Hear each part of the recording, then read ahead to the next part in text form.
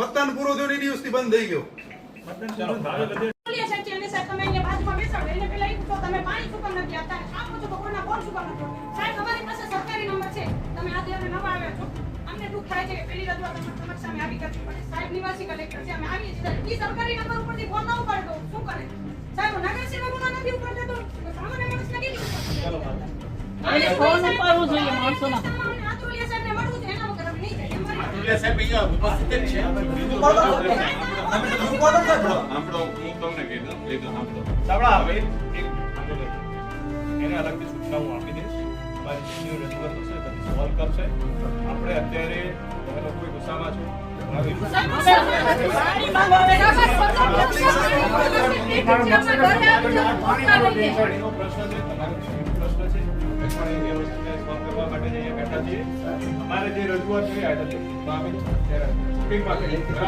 આપણે વ્યક્તિગત રીતે અત્યારે ઉપાડતા ફોન નથી ના એનાથી પ્રશ્ન સોલ્વ નથી.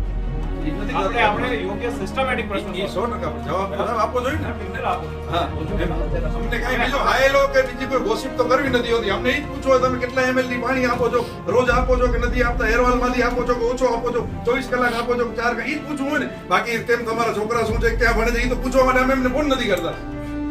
ચલો તો વાંધો નહીં, અમે બેસી સાહેબ ટેન્કર નગરપાલિકામાં 200 રૂપિયા ભરીને આપે છે ભુજમાં. ઈ 2 તારીખથી બંધ છે. 2 તારીખના જેને પૈસા ભરાય ને એનો હજી વારો નથી આવ્યો. આજે 16 તારીખ થઈ સાહેબ, 15 દિવસ થયા. હવે જો નળમાં પાણી ના આવે, ટેન્કરમાં ના આવે તો માણસો જાય ક્યાં સાહેબ? ચલો અમે અલગથી ને ટેન્કર 3 છે, ટેન્કર વધારો સાહેબ. તમે કામ કરો, તમારો જે આ પ્રશ્ન તમે મને લેખિત આપો, બરાબર? ભલે હું આ મીટિંગ પર પછી બેસું. સાહેબ ક્યારે પાણી જવાબ દેશે?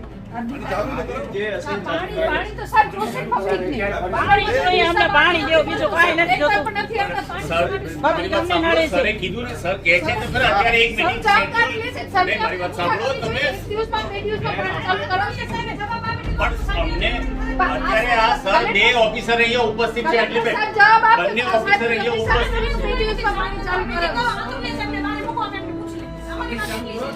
અત્યારે એ પ્રશ્ન સોલ્વ કેવી રીતે ના હોય? તો આપણે વ્યક્તિગત રીતે એ રીતે તમે એને અધિકારી છે, વ્યક્તિગત નથી સાહેબ, અધિકારી છે.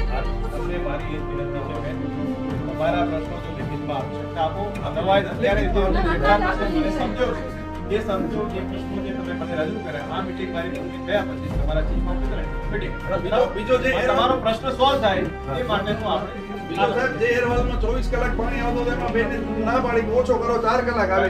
મને લેખિત આપી, તમે આપ જથ્થો વધારવાનો કયો DWI મને લેખિત આપી.